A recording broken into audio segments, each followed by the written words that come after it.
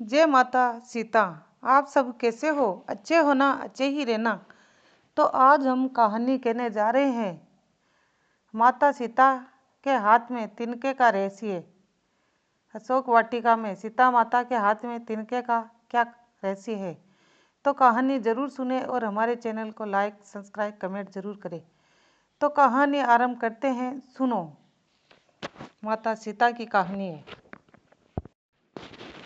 रावण की कैद में स्थिर वाटिका में सीता माता जिस वृक्ष के नीचे बैठती थी, वहाँ वह अपने हाथ में घास का तिनका लेकर रखती थी। जब भी रावण आता तो सीता माता उस तिनके को उठा लेती। बहुत सारे लोगों को इस तिनके का वास्तविक मतलब नहीं पता है, इसलिए हमारी कहानी पूरी सुने और चैनल को सब्सक्राइब करें। हम आपको आगे की कहानी सुनाएंगे। रावण ने जब माँ सीता जी का हरण करके लंका ले गया, तब लंका में सीता जी वट वृक्ष के नीचे बैठकर चिंतन करने लगी। रावण बार बार आकर माँ सीता जी को धमकाता था, लेकिन माँ सीता कुछ नहीं बोलती थी। यहाँ तक कि रावण ने श्री राम जी के वेशभूषा में आकर माँ सीता जी को भ्रमित करने की कोशिश भी की, लेकिन फिर भी सफल नहीं हुआ। रावण थक हार कर अपने स्वयं के कक्ष में गया तो मनोदरी ने उसे कहा, आप तो राम का वेशभूषा धरकर गए थे, फिर क्या हुआ? रावण बोला, जब मैं राम का स्वरूप लेकर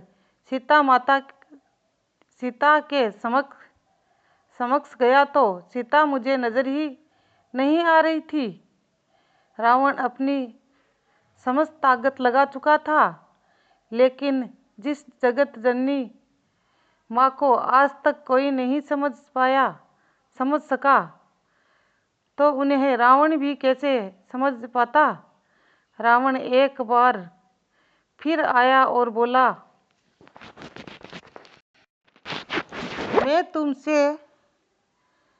मैं तुमसे सीधे सीधे सवाल करता हूँ, लेकिन तुम कैसी नारी हो कि मेरे आते ही घास का तिनका उठाकर उसे घूर घूर कर देखने लगती हो?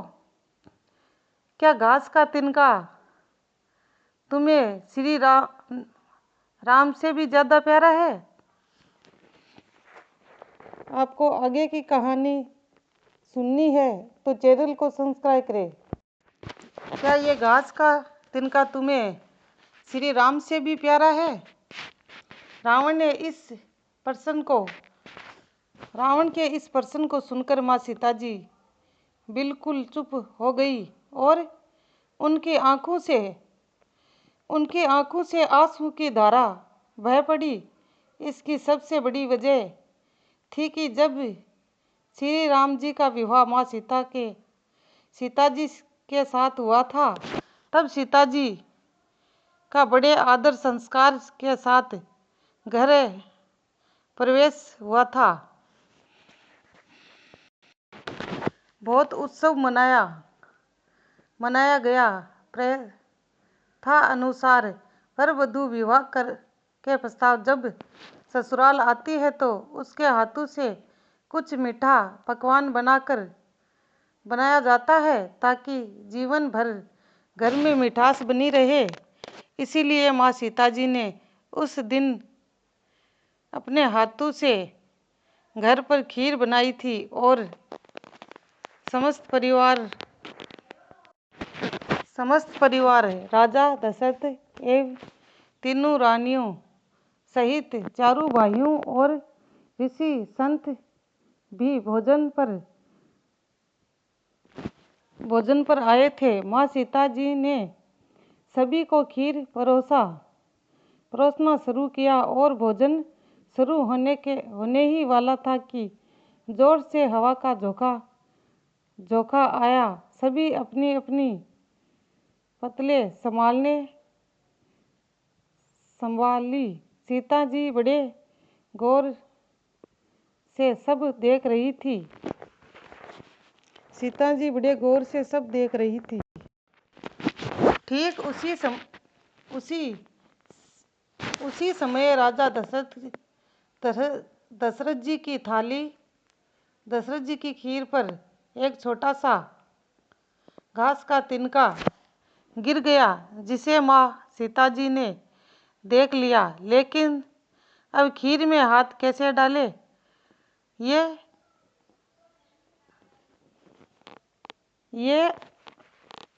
श्रम सीता जी हाथ कैसे डाले। जब श्री राम का नाम लिया गया, माँ सीता जी ने दूर से ही उस तिनके को घूर कर देखा तो जल कर राख की एक छोटी सी बिंदु बनकर रह गया। सीता जी ने सोचा, अच्छा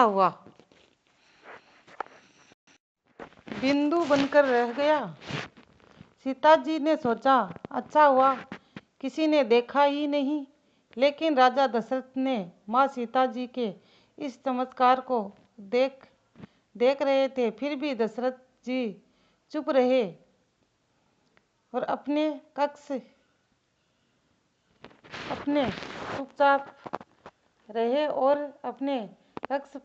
पहुंचकर माँ सीता जी को बुलवाया।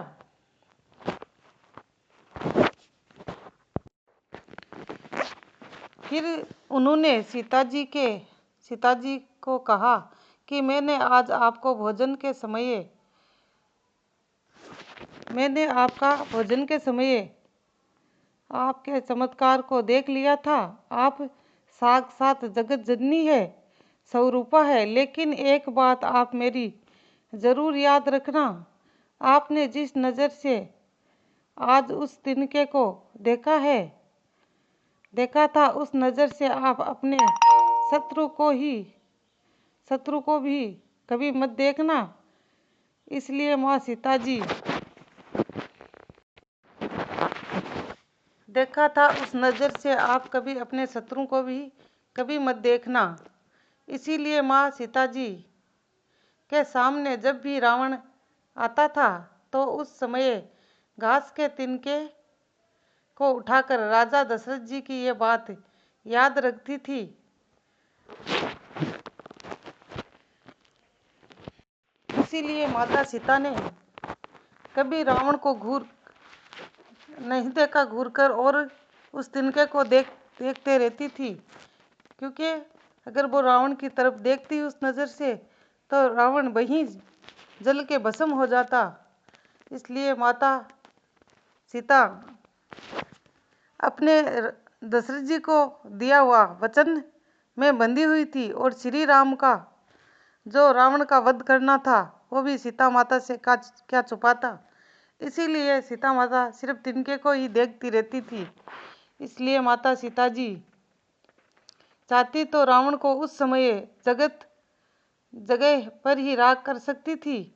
लेकिन राजा दशरथ जी को दिए हुए वचन एवं भगवान श्री राम को रावण वध का श्रेय दिलाने के हेतु शांत रहती थी। ऐसी थी हमारी जगत जननी, विशाल हृदय की जगत जननी हमारी सीता माता। जय हो प्रभु श्री राम और माता सीता की। आपको हमारी ये कहानी अच्छी लगी और सच्ची लगी तो ज़रूर हमारे चैनल को सब्सक्राइब करें और लाइक करें, कमेंट करें और शेयर करें। शेयर भी कर सकते हो और कमेंट भी कर सकते हो और सब्सक्राइब भी कर देना। आपको हमारी ये कहानी अच्छी लगी तो कमेंट में ज़रूर बताना।